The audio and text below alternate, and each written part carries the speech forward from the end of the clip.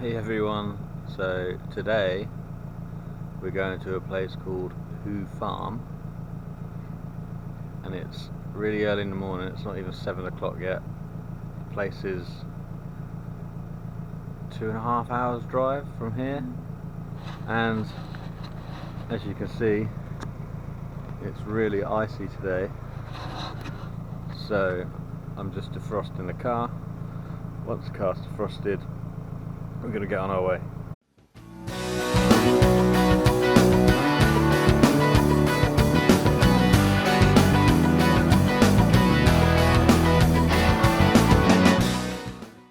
So we're going to spend around about half a day at this Who Farm, and we're going to be meeting the animals. So we're going to be meeting things like meerkats, lemurs, reptiles, large cats, and I'm sure various other things. These guys are predominantly kept as pets, and we really want to avoid hibernation because they're not very good at it.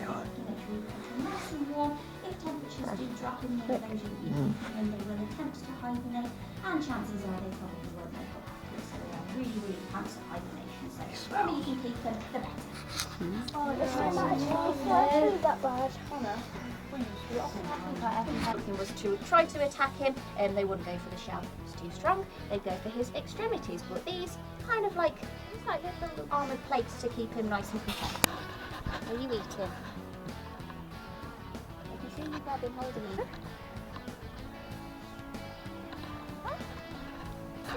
Bananas, mango, and biscuit with spinach. They're all the favourites. Anything like that.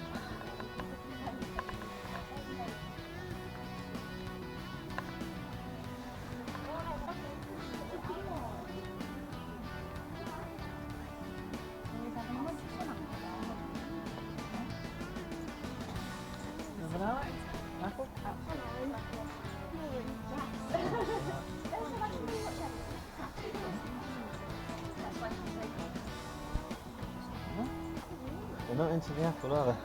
On my fingers. You fancy a strawberry?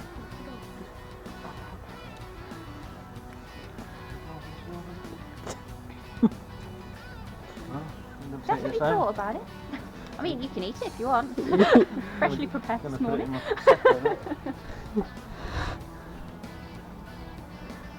a bit of a big biscuit there. Obviously, Rokoto is quite small at the moment, and he's just all legs, so he hasn't quite bulked out, if you like. One here. Where's he gone? There he is. Just over there we have his dad. He's obviously a boy, but if you have a look at the side of his armpits, you can see he's got. Oh, now it's the lemurs. Making all sorts of noise. That's the lemurs. Our black and white lemurs. Yeah, they're much bigger and much louder. They do that when we take people in on experiences sometimes. It's loud from here, you can imagine how loud it is from there. Look at the little yeah, they're all left-handed, these ones. Dates back to when people used to keep birds as messengers, and they used to ride horses and have swords, so you'd have to do everything with your right hand and have your bird on your left. I wasn't kidding when I said she was a diva.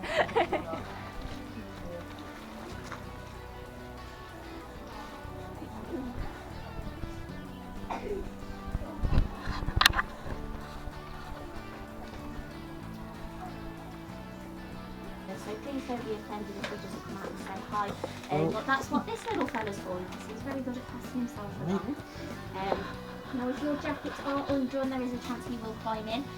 That's absolutely fine, provided you keep your elbows down by his side for him, because otherwise he will go around or back, and that just makes my job very difficult. So please keep him restricted to your tummy area.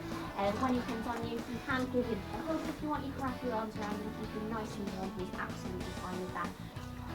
Someone down the floor, maybe. That fella. Not that side. No. You've got God. Lift it away so that you can put it away. There you go. Hello, mate. One of the Sniff nice footage there. I think one of the main questions we do tend to get asked, especially on this part of the experience, is can I keep it as a pet? And the answer is yeah, of course you can. If you hop on Facebook, for example, people are selling meerkats online, which is absolutely terrifying and it shouldn't be happening. But you don't need a license or anything like that to keep these guys. Would not recommend at all. You do pay the pack, wouldn't you, usually? Exactly, yeah, you have to keep them in at least take a picture.